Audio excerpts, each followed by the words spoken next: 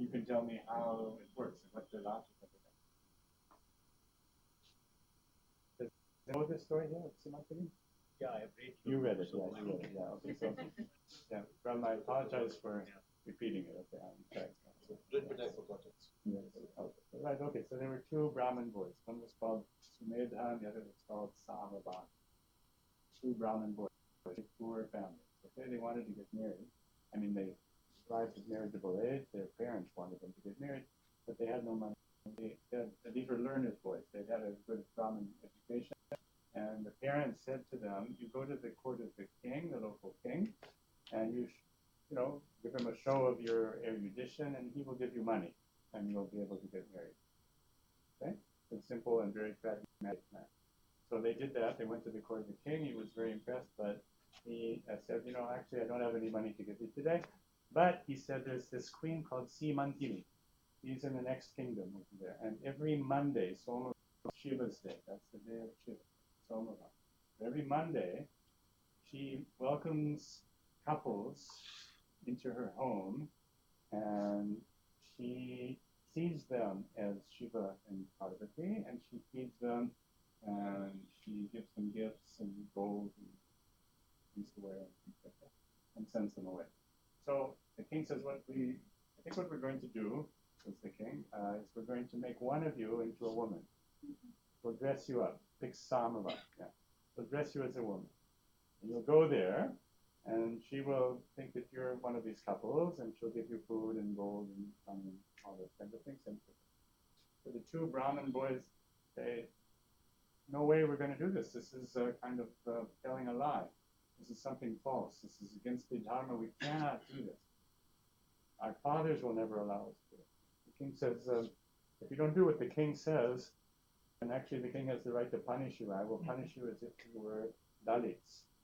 So they have no choice in a way, actually, these two boys, and they decide to go along with it. And so the people in the palace dress this young boy, Salavan, as a woman. And they do a very good job of it. He has the long black braid and eyes and ornaments and beautiful breasts and all of that. And sari, of course. And then they send them off. I mean, she's really a very beautiful young girl. That's what she looks like. I just spent a month in California. These things happen in California in a routine way, actually. I can tell you. But anyway, in South India, here's this very famous story. So off they go. They walk through the forest, and they come to the kingdom of Siman. So they enter the palace, and the queen is waiting for them. And she takes one look at these two people, and she at once notices that one of them is a boy pretending to be a girl. She sees it right away, smart woman, and here's what she should do. So then she says to herself, "Well, anyway, I always, bhavayama, I always imagine these people, these couples, as if they were Shiva and Parvati, so I'll do it with them too." So she welcomes them, brings them in, feeds them, gives them gifts and presents, and sends them. So far, the plan looks like it's working pretty well, except that on the way home through the forest, remember Samavan, who was the one who turned into a girl, and is dressed as a girl, but actually he truly becomes a girl. He forgets that he was ever a boy. No memory of it. And not only that, he's full of desire. And he turns to his friend. These are friends. They've been boyhood friends their whole life. He says, "My husband, I want you to fulfill my desire right here." So Sumedha, the other one, this is a joke, of course. I mean, this must be some kind of silly joke. But stop talking nonsense. And the Samavan, she's no longer Samavan, she's Samavati. She becomes Samavati. Says, "I want you now." I'll read you a little bit of how the Tamil tells it, just to give you some sense of this dialogue. It's an astonishing dialogue.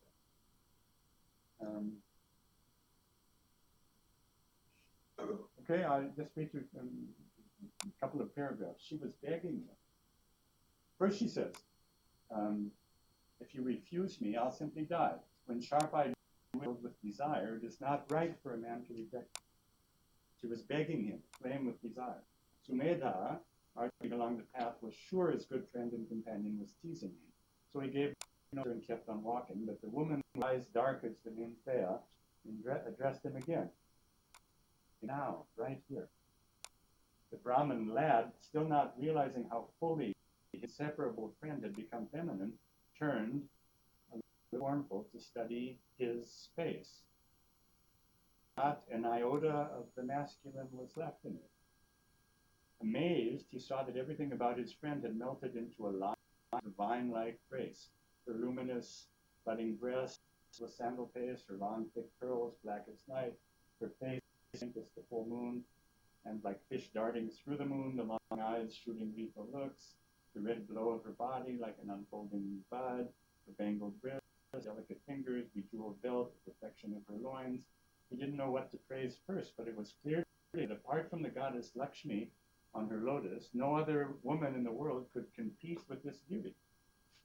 With all this on his mind, he said to her, "They came to this forest together with my good friend. Now I don't see him anywhere.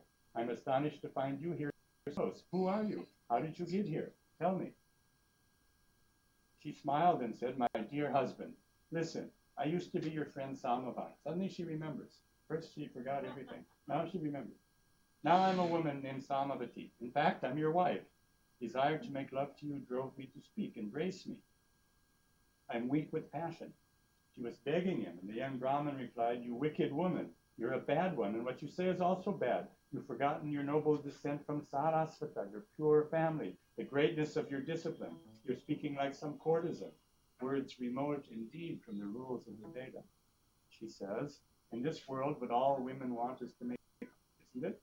My dear Brahmin lover, put aside the doubt in your mind. Have a good look with your own eyes. I'm a woman. I am not a man." And with this she revealed her whole body to her lord. He took a good look. He saw to his astonishment that no other woman in the whole world had such a beautiful body as this courtesan. He realized that all of this had happened because of the power of bhavana, of the imagination, exercised by Simantini in her heart on Monday, Shiva's day. He was losing his grip, even quite forgot how to speak. So he says to her, it goes on like this for a while, he says to her, "You know what, this isn't right what you're asking me. I think we should sit down somewhere and do some meditation and yoga.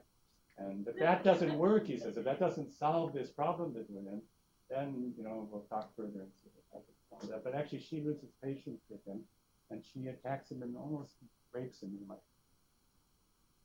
So then they go home.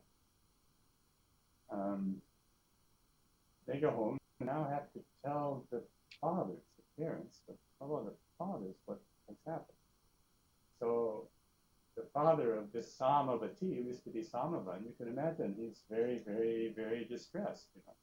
He's so distressed that he rushes to the king. He's heard what happened. He says, "How could you do this kind of thing?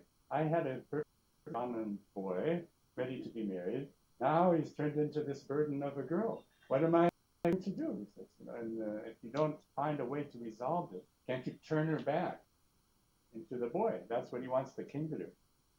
If you can't find a way to do this, he says, "I and my wife are going to kill ourselves at the palace gate." So the king now has a big problem. He doesn't know what to do, so he convenes his ministers. So they say, the only thing that could possibly work if you go into the temple of the goddess and you fast for 3 days and 3 nights, and you meditate on her and pray to her, and after 3 nights, maybe she will appear to you, and you ask her to help. So he has no other solution. That's what he does. He goes into the palace, into the temple, fasts, he doesn't sleep, he's praying, doing meditation on the goddess, and indeed, after 3 nights, she appears to him. Amazing, brilliant apparition, huge revelation. So she says, "I'm very pleased by your worship. What would you like me to do for you?"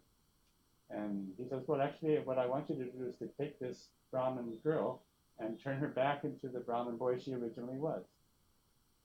Now listen carefully. The goddess says, "I can't do it.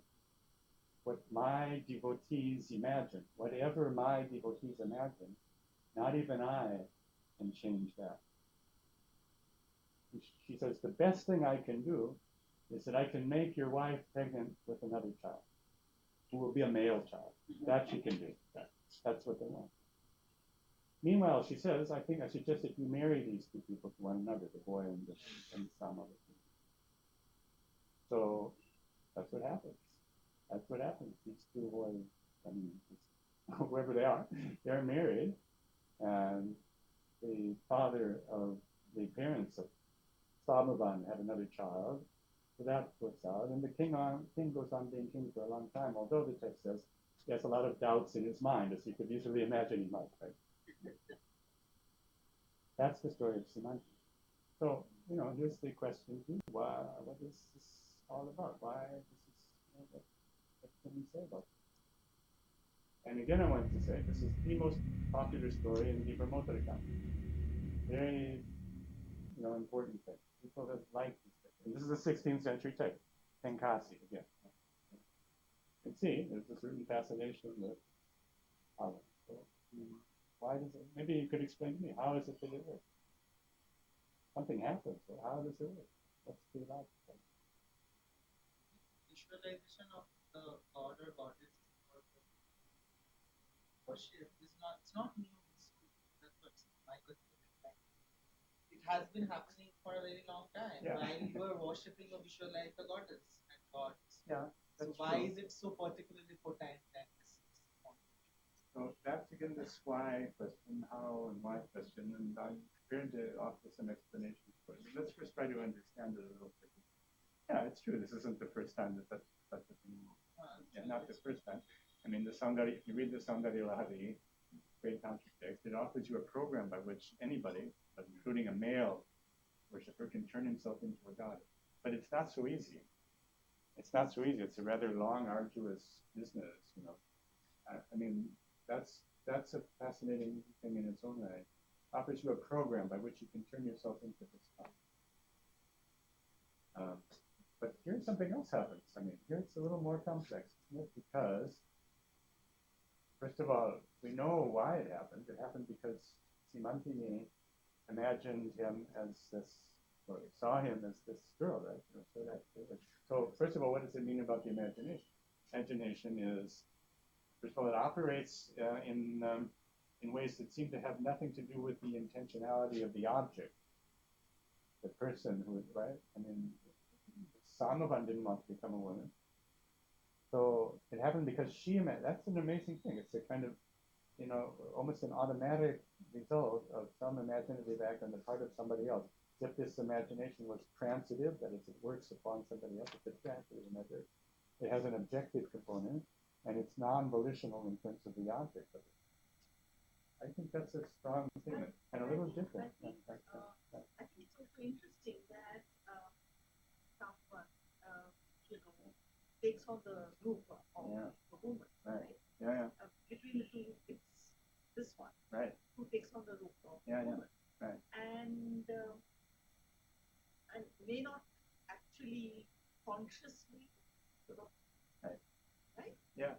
So he's Absolutely. taken on the roof of a woman, and appears as they appear as a couple, supposedly Shiva Parvati, every couple. And Parvati is the embodiment of the feminine. Yes. Right? And so for Simantini, that imagination and that faith, I think faith is very important. The faith. Faith. Yeah. Yeah. And faith both in her idea of Parvati, Shiva Parvati, right, the couple, the divine couple. Yeah. And faith in her imagination. Yeah. So first she's confronted with the dilemma. Yeah. Because she knows. But how does she know? She knows because she already has an inhibition. She knows something apparently. That's right. She has some intuitive thing. The minute she sees, that's what he said. She knows, right? Yeah, she knows. And then if you choose to appear like that, you have to become that. And despite of that, so for her, she knows, and then they have appeared like that. So then that is the form they will. That's what they say. Be careful what you wish for. Yeah. Because it can happen. Okay, but let me try to formulate it. I mean, I think that's right what you're saying. Yeah, just a minute. Yeah.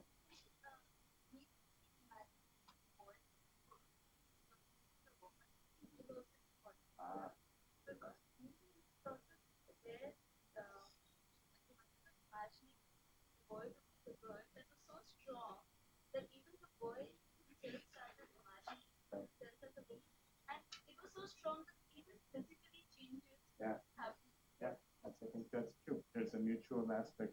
Some interactive thing is happening. Perhaps some interactive thing. I mean, probably wouldn't work that way. But another way to say it, this is also close to Professor Pascal was saying. I think that it's as if there was some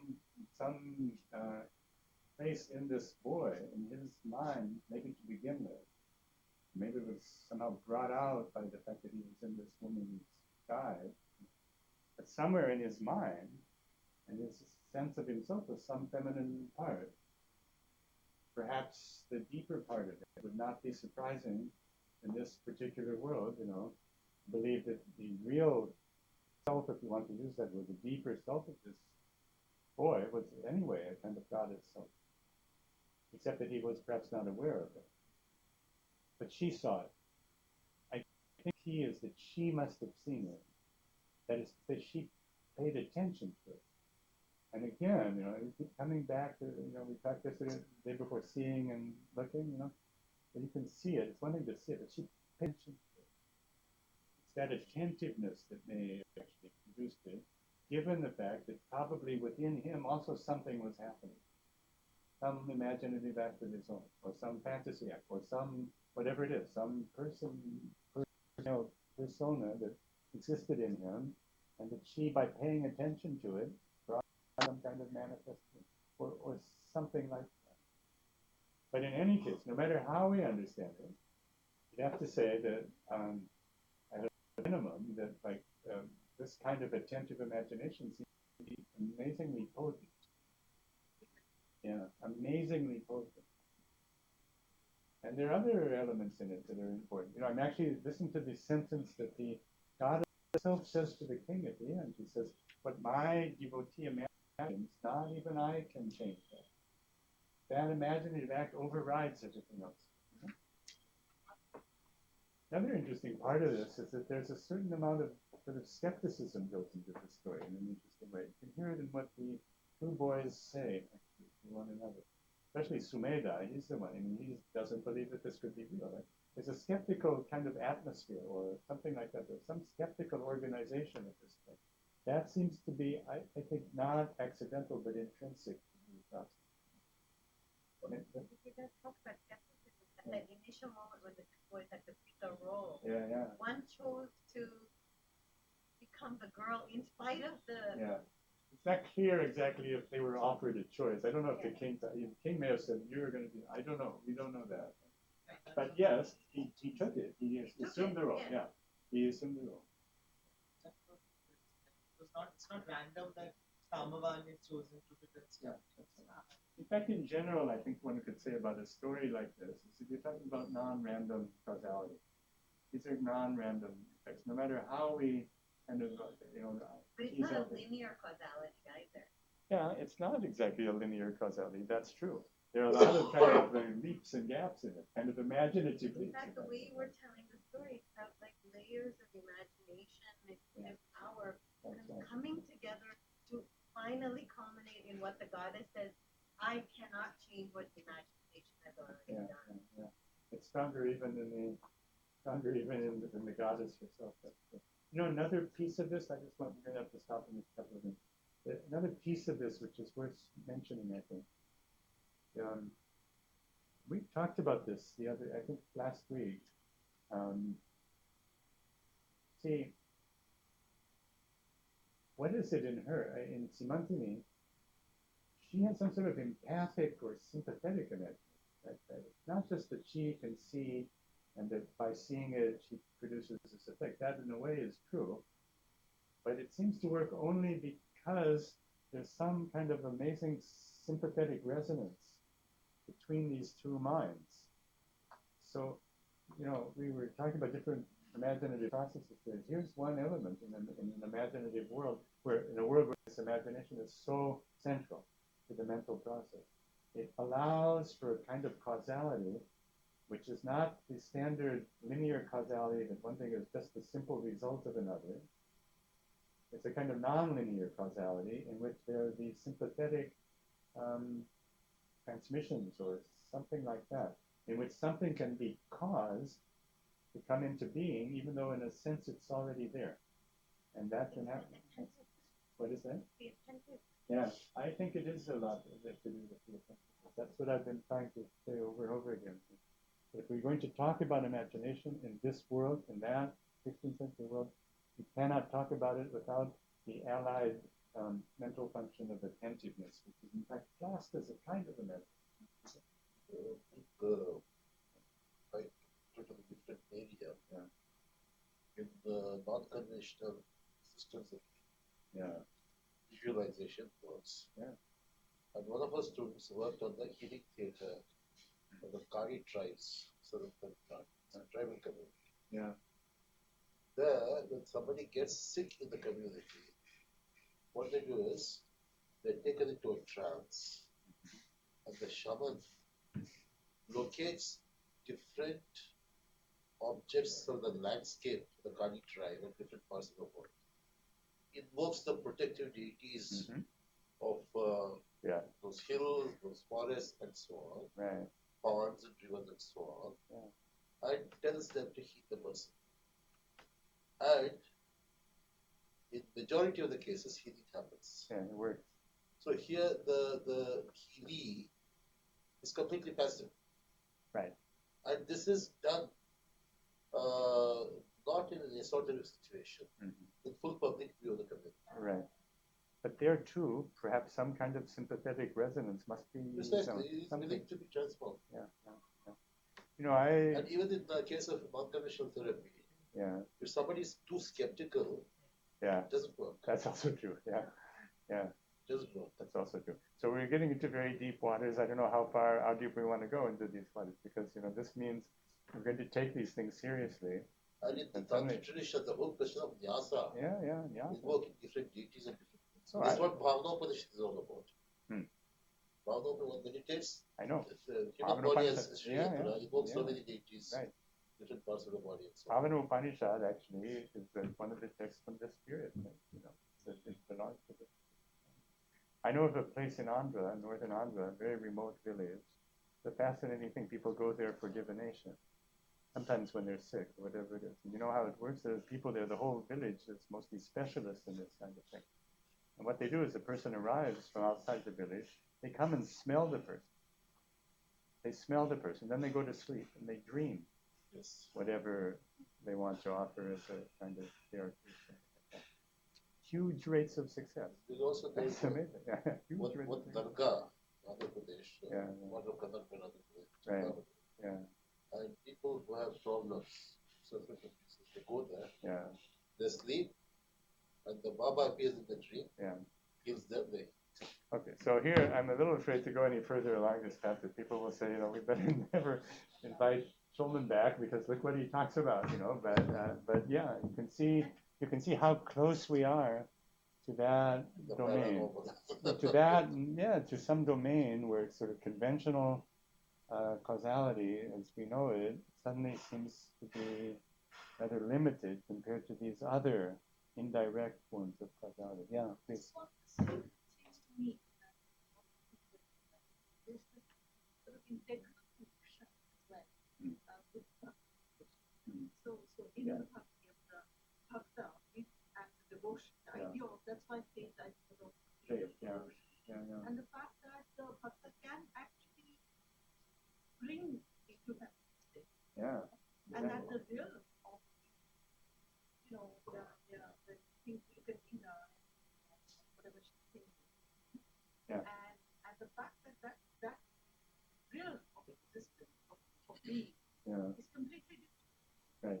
Because imaginatively, emotionally, cognitively, in every sense, that existed, whether it is of Neo, anyone exists at a level where what they're imagining is actually like in the padams that we read, like in the padams where the mutuality of it is so good. So I mean, we say all kinds of things about this. It's also possible, I think, to explain the story in slightly more conventional ways, I suppose, along the lines that we spoke. I have a tangential reading, I don't know how to that. I was thinking that the problem is the story began with that they don't have enough money to get Yes, true. That problem has been solved very unconventionally, but very effectively. Right? They have money. They have money, and not only money, a willing woman to the bride and groom are right there. Get married to. So I'm saying, The poor's biggest wealth is their imagination. so I'm Nice saying thought. that So I'm saying that I don't think that's quite random. And the thing is, again here, like in Nala Damayanti, they're punished because they don't accept this imaginative solution, right? And then punished not and punished then as rewarded. it's complicated. Yeah, but you could see the two tracks still operative, although they work differently here than in the two previous examples, the Manachari and the Nala Damayanti. But you can see they're both there. That mental world with its own autonomy, that autonomous fantasy level, you can see how effective it is and how necessary it is. That in itself, and we don't have to go, too far, except that is a part of any human reality. The striking thing is that in the sources from this material, they're prepared to actually define the human in those terms. That's what makes a human being. Those kinds of things. So I think we should stop and. What a wonderful text this would be for the lawmakers to read, because it creates a think of that. Yeah, right. And listen, tomorrow, so I'll just tell you what's in store tomorrow. I think we'll start off, maybe offer a kind of summary of the things that you've said, just to give it a kind of shape. So, I'll lay out a few kind of theses or hypotheses or something like that. I think maybe we'll read one verse, just a single verse from the Vasudevikunupanishads in period, just to show you one more very tantalizing example. And then I'm going to be talking about music. So those of you who want to read the essay that you received about the Mutasanitikta, that's a, Can we hear some music? yeah, no, I will play music. Good. And we discovered that the Wi-Fi works beautifully in this room. Okay. So, I think I know which one I want to play, probably one of these Abhayamba Kritis. And we'll talk a little bit about the musical translation of these materials and these things. So that will be tomorrow. 3 o'clock again tomorrow. Yeah. Come, those who are going to the Kuriyatam, we should move into the bus.